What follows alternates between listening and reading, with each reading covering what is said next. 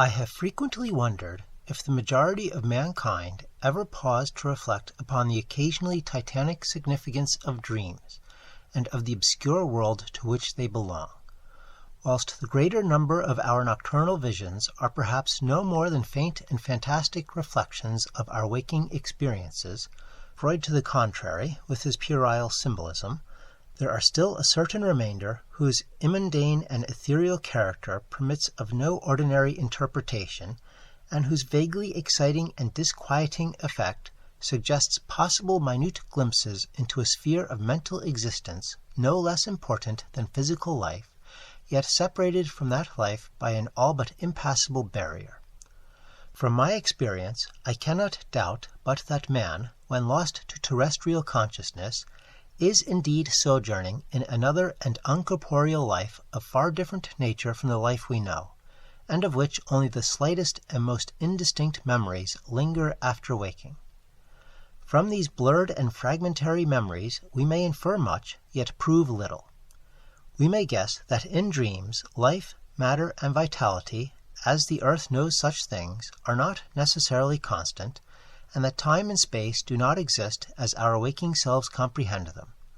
Sometimes I believe that this less material life is our truer life, and that our vain presence on the terraqueous globe is itself the secondary or merely virtual phenomenon.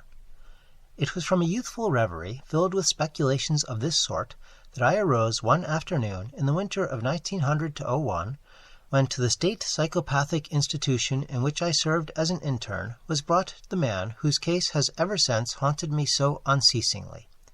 His name, as given on the records, was Joe Slater, or Slaughter, and his appearance was that of a typical denizen of the Catskill mountain range, one of those strange repellent scions of a primitive colonial peasant stock whose isolation for nearly 3 centuries in the hilly fastness of a little-traveled countryside has caused them to sink to a kind of barbaric degeneracy, rather than advance with their more fortunately placed brethren of the thickly settled districts. Among these odd folk, who correspond exactly to the decadent element of white trash in the South, law and morals are non-existent, and their general mental status is probably below that of any other section of the Native American people. Joe Slater, who came to the institution in the vigilant custody of 4 state policemen, and who is described as a highly dangerous character, certainly presented no evidence of his perilous disposition when I first beheld him. Though well above the middle stature, and a somewhat brawny frame, he was given to absurd appearance of harmless stupidity by the pale sleepy blueness of his small watery eyes, the scantiness of his neglected and never-shaven growth of yellow beard, and his listless drooping of his heavy nether lip. His age was unknown, since among his kind neither family records nor permanent family ties exist. But from the baldness of his head in front, and from the decayed condition of his teeth, the head surgeon wrote him down as a man of about 40. From the medical and court documents we learned all that could be gathered of his case.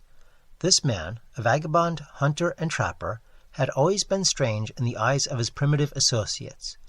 He had habitually slept at night beyond the ordinary time, and upon awaking would often talk of unknown things in a manner so bizarre as to inspire fear even in the hearts of an unimaginative populace. Not that his form of language was at all unusual, for he never spoke save in the debased patois of his environment, but the tone and tenor of his utterances were of such mysterious wildness that none might listen without apprehension. He himself was generally as terrified and baffled as his auditors, and within an hour after awakening would forget all that he had said, or at least all that had caused him to say what he did, relapsing into a bovine, half-amiable normalcy like that of the other hill-dwellers. As Slater grew older, it appeared his matutinal aberrations had gradually increased in frequency and violence, till about a month before his arrival at the institution had occurred the shocking tragedy which caused his arrest by the authorities. One day near noon, after a profound sleep begun in a whiskey debauch at about 5 of the previous afternoon, the man had roused himself most suddenly, with ululations so horrible and unearthly that they brought several neighbors to his cabin, a filthy sty where he dwelt with a family as indescribable as himself. Rushing out into the snow, he had flung his arms aloft and commenced a series of leaps directly upward in the air, the while shouting his determination to reach some big cabin with brightness in the roof and walls and floor, and the loud queer music far away. As two men of moderate size sought to restrain him, he had struggled with maniacal force and fury, screaming of his desire and need to find and kill a certain thing that shines and shakes and laughs. At length, after temporarily felling one of his detainers with a sudden blow, he had flung himself upon the other in a demonic ecstasy of bloodthirstiness, shrieking fiendishly that he would jump high in the air and burn his way through anything that stopped him. Family and neighbors had now fled in a panic, and when the more courageous of them returned, Slater was gone, leaving behind an unrecognizable pulp-like thing that had been a living man but an hour before. None of the mountaineers had dared to pursue him, and it is likely that they would have welcomed his death from the cold. But when several mornings later they heard his screams from a distant ravine, they realized that he had somehow managed to survive, and that his removal in one way or another would be necessary. Then had followed an armed searching party, whose purpose, whatever it may have been originally, became that of a sheriff's posse after one of the seldom popular state troopers had by accident observed, then questioned, and finally joined the seekers. On the third day, Slater was found unconscious in the hollow of a tree, and taken to the nearest jail, where alienists from Albany examined him as soon as his senses returned.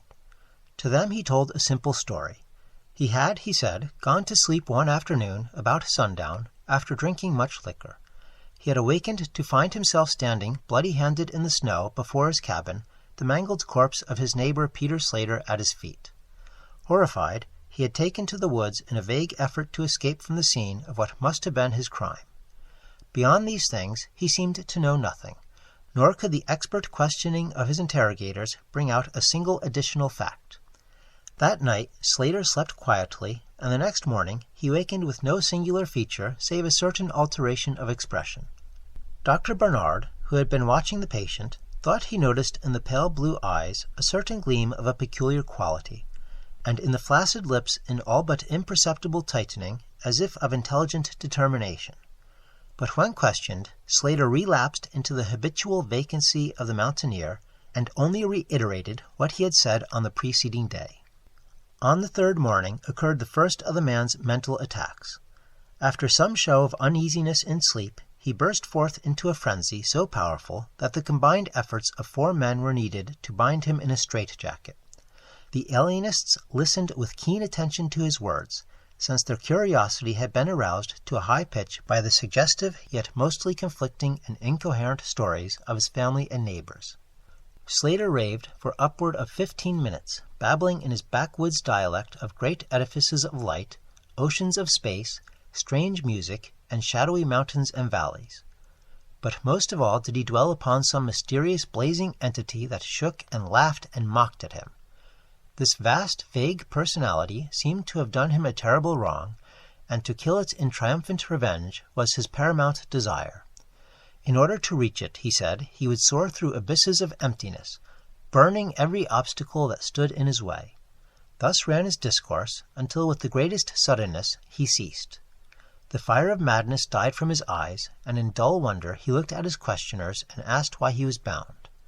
Dr. Barnard unbuckled the leathern harness and did not restore it till night, when he succeeded in persuading Slater to don it of his own volition, for his own good. The man had now admitted that he sometimes talked queerly, though he knew not why. Within a week 2 more attacks appeared, but from them the doctors learned little. On the source of Slater's vision they speculated at length, for since he could neither read nor write, and apparently never heard a legend or fairy tale, his gorgeous imagery was quite inexplicable. That it could not come from any known myth or romance was made especially clear by the fact that the unfortunate lunatic expressed himself only in his own simple manner. He raved of things he did not understand and could not interpret, things which he claimed to have experienced, but which he could not have learned through any normal or connected narration. The alienists soon agreed that abnormal dreams were the foundation of the trouble, dreams whose vividness could for a time completely dominate the waking mind of this basically inferior man. With due formality, Slater was tried for murder, acquitted on the ground of insanity, and committed to the institution wherein I held so humble a post. I have said that I am a constant speculator concerning dream life, and from this you may judge of the eagerness with which I applied myself to the study of the new patient as soon as I had fully ascertained the facts of his case. He seemed to sense a certain friendliness in me, born no doubt of the interest I could not conceal and the gentle manner in which I questioned him. Not that he ever recognized me during his attacks, when I hung breathlessly upon his chaotic but cosmic word pictures, but he knew me in his quiet hours, when he would sit by his barred window weaving baskets of straw and willow, and perhaps pining for the mountain freedom he could never enjoy again. His family never called to see him. Probably it had found another temporary head, after the manner of decadent mountain folk. By degrees I commenced to feel an overwhelming wonder at the mad and fantastic conceptions of Joe Slater. The man himself was pitiably inferior in mentality and language alike, but his glowing, titanic visions, though described in a barbarous and disjointed jargon, were assuredly things which only a superior or even exceptional brain could conceive. How, I often asked myself, could the stolid imagination of a Catskill degenerate conjure up sights whose very possession argued a lurking spark of genius? How could any backwoods dullard have gained so much as an idea of those glittering realms of supernal radiance and space about which Slater ranted in his furious delirium? More and more I inclined to the belief that in the pitiful personality who cringed before me lay the disordered nucleus of something beyond my comprehension, something infinitely beyond the comprehension of my more experienced but less imaginative medical and scientific colleagues. And yet I could extract nothing definite from the man. The sum of all my investigation was, that in a kind of semi-uncorporeal dream life, Slater wandered or floated through resplendent and prodigious valleys, meadows, gardens, cities, and palaces of light, in a region unbounded and unknown to man. That there he was no peasant or degenerate, but a creature of importance and vivid life, moving profoundly and dominantly, and checked only by a certain deadly enemy, who seemed to be a being of visible yet ethereal structure, and who did not appear to be of human shape, as Slater never referred to it as a man, or as aught save a thing. This thing had done Slater some hideous but unnamed wrong, which the maniac, if maniac he were, yearned to avenge. From the manner in which Slater alluded to their dealings, I judged that he and the luminous thing had met on equal terms, that in his dream existence the man was himself a luminous thing of the same race as his enemy. This impression was sustained by his frequent references to flying through space and burning all that impeded his progress. Yet these conceptions were formulated in rustic words, wholly inadequate to convey them, a circumstance which drove me to the conclusion that if a true dream world indeed existed, oral language was not its medium for the transmission of thought. Could it be that the dream soul inhabiting this inferior body was desperately struggling to speak things which the simple and halting tongue of dullness could not utter? Could it be that I was face to face with intellectual emanations which would explain the mystery if I could but learn to discover and read them? I did not tell the older physicians of these things, for middle age is skeptical, cynical, and disinclined to accept new ideas.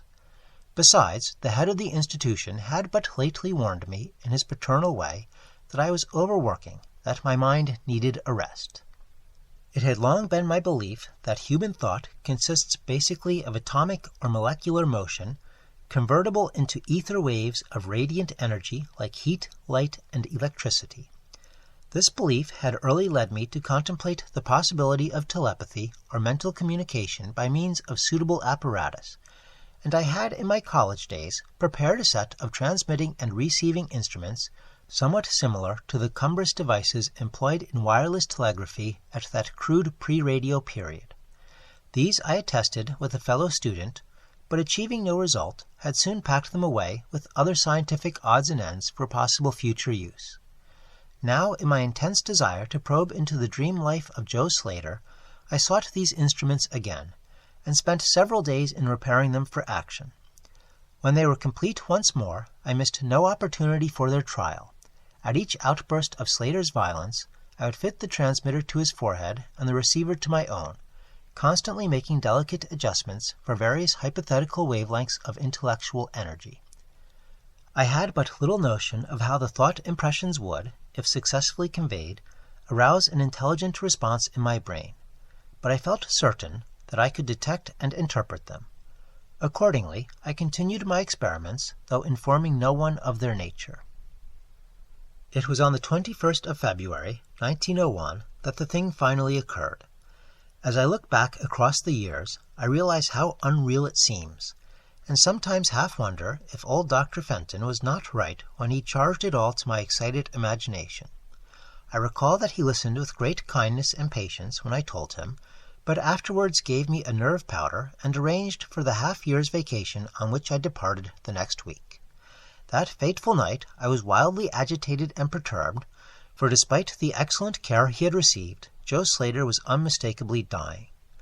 Perhaps it was his mountain freedom that he missed, or perhaps the turmoil in his brain had grown too acute for his rather sluggish physique, but at all events the flame of vitality flickered low in the decadent body. He was drowsy near the end, and as darkness fell he dropped off into a troubled sleep. I did not strap on the straitjacket, as was customary when he slept, since I saw that he was too feeble to be dangerous, even if he woke in mental disorder once more before passing away. But I did place upon his head and mine the two ends of my cosmic radio, hoping against hope for a first and last message from the dream world in the brief time remaining. In the cell with us was one nurse, a mediocre fellow who did not understand the purpose of the apparatus or think to inquire into my course. As the hours wore on, I saw his head droop awkwardly in sleep, but I did not disturb him. I myself, lulled by the rhythmical breathing of the healthy and the dying man, must have nodded a little later. The sound of weird lyric melody was what aroused me. Chords, vibrations, and harmonic ecstasies echoed passionately on every hand, while on my ravished sight burst the stupendous spectacle of ultimate beauty. Walls, columns, and architraves of living fire blazed effulgently around the spot where I seemed to float in air, extending upward to an infinitely high-vaulted dome of indescribable splendor. Blending with this display of palatial magnificence, or rather supplanting it at times in kaleidoscopic rotation, were glimpses of wide plains of graceful valleys, high mountains, and inviting grottos, covered with every lovely attribute of scenery which my delighted eye could conceive of, yet formed wholly of some glowing, ethereal, plastic entity, which in consistency partook as much of spirit as of matter. As I gazed, I perceived that my own brain held the key to these enchanting metamorphoses, for each vista which appeared to me was the one my changing mind most wished to behold. Amidst this Elysian realm I dwelt not as a stranger, for each sight and sound was familiar to me, just as it had been for uncounted eons of eternity before, and would be for like eternities to come. Then the resplendent aura of my brother of light drew near and held colloquy with me, soul to soul, with silent and perfect interchange of thought. The hour was one of approaching triumph, for was not my fellow being escaping at last from a degrading periodic bondage, escaping forever, and preparing to follow the accursed oppressor even unto the uttermost fields of ether, that upon it might be wrought a flaming cosmic vengeance which would shake the spheres. We floated thus for a little time, when I perceived a slight blurring and fading of the objects around us, as though some force were recalling me to earth, where I least wished to go. The form near me seemed to feel a change also, for it gradually brought its discourse toward a conclusion, and itself prepared to quit the scene, fading from my sight at a rate somewhat less rapid than that of the other objects. A few more thoughts were exchanged, and I knew that the luminous one and I were being recalled to bondage, though for my brother of light it would be the last time. The sorry planet-shell being well nigh spent, in less than an hour my fellow would be free to pursue the oppressor along the Milky Way, and past the hither stars to the very confines of infinity. A well-defined shock separates my final impression of the fading scene of light from my sudden and somewhat shamefaced awakening and straightening up in my chair as I saw the dying figure on the couch move hesitantly. Joe Slater was indeed awaking, though probably for the last time. As I looked more closely, I saw that in the sallow cheeks shone spots of color which had never before been present. The lips, too, seemed unusual, being tightly compressed, as if by the force of a stronger character than had been Slater's.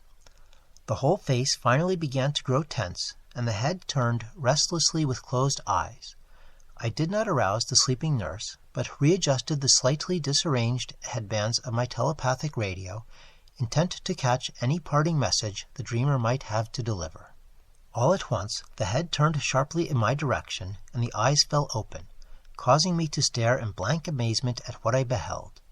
The man who had been Joe Slater, the Catskill decadent, was now gazing at me with a pair of luminous, expanded eyes whose blue seemed subtly to have deepened. Neither mania nor degeneracy was visible in that gaze, and I felt beyond a doubt that I was viewing a face behind which lay an active mind of high order. At this juncture, my brain became aware of a steady external influence operating upon it. I closed my eyes to concentrate my thoughts more profoundly, and was rewarded by the positive knowledge that my long-sought mental message had come at last. Each transmitted idea formed rapidly in my mind, and though no actual language was employed, my habitual association of conception and expression was so great that I seemed to be receiving the message in ordinary English. "Joe Slater is dead," came the soul-petrifying voice or agency from beyond the wall of sleep. My opened eyes sought the couch of pain in curious horror, but the blue eyes were still calmly gazing, and the countenance was still intelligently animated. "He is better dead, for he was unfit to bear the active intellect of cosmic entity. His gross body could not undergo the needed adjustments between ethereal life and planet life. He was too much of an animal, too little a man. Yet it is through his deficiency that you have come to discover me, for the cosmic and planet souls rightly should never meet. He has been my torment and diurnal prison for 42 of your terrestrial years. I am an entity like that which you yourself become in the freedom of dreamless sleep.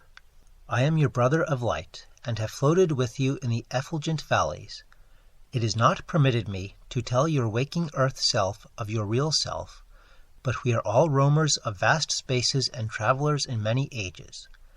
Next year I may be dwelling in the dark Egypt, which you call ancient, or in the cruel empire of San Chan, which is to come 3,000 years hence. You and I have drifted to the worlds that reel about the red Arcturus, and dwelt in the bodies of the insect philosophers that crawl proudly over the fourth moon of Jupiter. How little does the earth self know of life and its extent! How little indeed ought it to know for its own tranquillity! Of the oppressor I cannot speak. You on earth have unwittingly felt its distant presence. You who, without knowing, idly gave to its blinking beacon the name of Algol, the demon star. It is to meet and conquer the oppressor that I have vainly striven for eons, held back by bodily encumbrances. Tonight I go as a nemesis, bearing just and blazingly cataclysmic vengeance. Watch me in the sky close by the demon star. I cannot speak longer, for the body of Joe Slater grows cold and rigid, and the coarse brains are ceasing to vibrate as I wish. You have been my friend in the cosmos. You have been my only friend on this planet, the only soul to sense and seek for me within the repellent form which lies on this couch. We shall meet again, perhaps in the shining mists of Orion's sword, perhaps on a bleak plateau in prehistoric Asia, perhaps in unremembered dreams tonight, perhaps in some other form an aeon hence, when the solar system shall have been swept away." At this point the thought waves abruptly ceased, and the pale eyes of the dreamer, or can I say dead man, commenced to glaze fishily. In a half-stupor I crossed over to the couch and felt of his wrist, and found it cold, stiff, and pulseless. The sallow cheeks paled again, and the thick lips fell open, disclosing the repulsively rotten fangs of the degenerate Joe Slater. I shivered, pulled a blanket over the hideous face, and awakened the nurse. Then I left the cell and went silently to my room. I had an insistent and unaccountable craving for a sleep whose dreams I should not remember. The climax? What plain tale of science can boast of such a rhetorical effect? I have merely set down certain things appealing to me as facts, allowing you to construe them as you will. As I have already admitted, my superior, old Dr. Fenton, denies the reality of everything I have related. He vows that I was broken down with nervous strain am badly in need of the long vacation on full pay which he so generously gave me. He assures me on his professional honor that Joe Slater was but a low-grade paranoiac, whose fantastic notions must have come from the crude hereditary folk-tales which circulate in even the most decadent of communities. All this he tells me, yet I cannot forget what I saw in the sky on the night after Slater died. Lest you think me a biased witness, another's pen must add this final testimony, which may perhaps supply the climax you expect. I will quote the following account of the star Nova Persei verbatim from the pages of that eminent astronomical authority, Professor Garrett P. Serviss. On February 22, 1901, a marvelous new star was discovered by Dr. Anderson of Edinburgh, not very far from Algol. No star had been visible at that point before. Within 24 hours, the stranger had become so bright that it outshone Capella. In a week or two it had visibly faded, and in the course of a few months it was hardly discernible with the naked eye.